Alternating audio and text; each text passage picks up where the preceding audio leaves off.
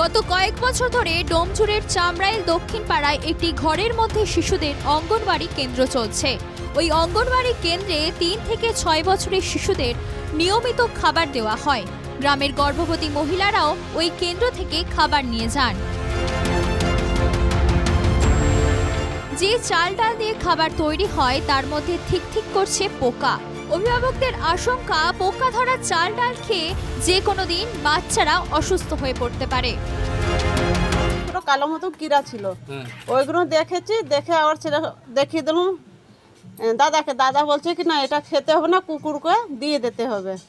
কুকুরকে দিয়েছি, কি পুরো ডালে ভাতের মধ্যে পুরো পোকা ছিল। বাচ্চাদের খাওয়াতাম, যেদিন তো পোকা বেরিয়েছে আমরা খাওয়াই না, খেতেও দিইনি। আমরাও তো খেয়ে নিতাম, খাইয়ে ভাতটা কি ফেলবো, গায়ে লাগে না ফেলতে গেলে, কুকুরকে দিয়ে দিই। আর কি করবো, লাস্টে আমরা খাই না, বাচ্চাকেও খেতে দেয় না। খাবারে পোকা থাকার কথা কার্যত স্বীকার করে নিয়েছেন অঙ্গনওয়াড়ি কেন্দ্রের রাঁধুনি। হ্যাঁ, পোকা যখন ধুয়ে দিই পোকা থাকে না, ডাল বলুন চাল বলুন। তারপরে ধোয়ার পর ভাত যখন ফ্যান গড়িয়ে করি, ভাতটা করি উল্টাই করি, তখন দেখি একটা দুটো পোকা থাকে।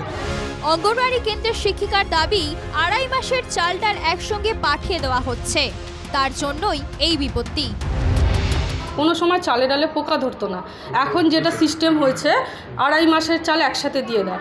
এবার আমি যেইখানে করছি সেটা হচ্ছে ডোবা কেন্দ্রিক, ডোবা থেকে তৈরি করে এটা একটা সেন্টার হয়েছে।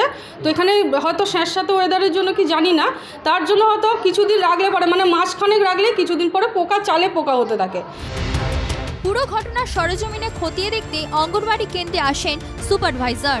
তার দাবি পুরনো স্টকের চাল ডালে পোকা ছিল, নতুন স্টকের চাল ডাল ব্যবহারের নির্দেশ দেওয়া হয়েছে। আমি তো এতদিন কোনো খবর পাইনি, অফিসিয়ালি উনি কিছুই জানাননি আমাদের লিখিত যে চাল এরকম পোকাগুলো আসছে বা ডালে পোকা পাওয়া যাচ্ছে। তো আমরা আজকেই এটা শুনে আসলাম যে চাল ডাল পোকা, বা মায়েদের সাথেও কথা বললাম যে ওনারাও বলছেন যে 2-1 দিন ধরে পোকা পাওয়া যাচ্ছে। সেটা উনি কিন্তু অফিসিয়ালি এডব্লিউডব্লিউ এখনো কিছু জানাননি আমাদের।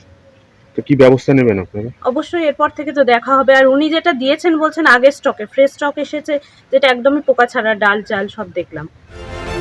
ওই অঙ্গনওয়াড়ি কেন্দ্রে রোজই প্রায় 50 জনের রান্না হয়। পোকা ধরা চাল ডাল খেয়ে শিশু বা গর্ভবতী মহিলারা অসুস্থ হয়ে পড়লে দায় কে নিত, উঠছে সেই প্রশ্ন। হাওড়া থেকে অর্পণ সিংহের রিপোর্ট, NKTV বাংলা।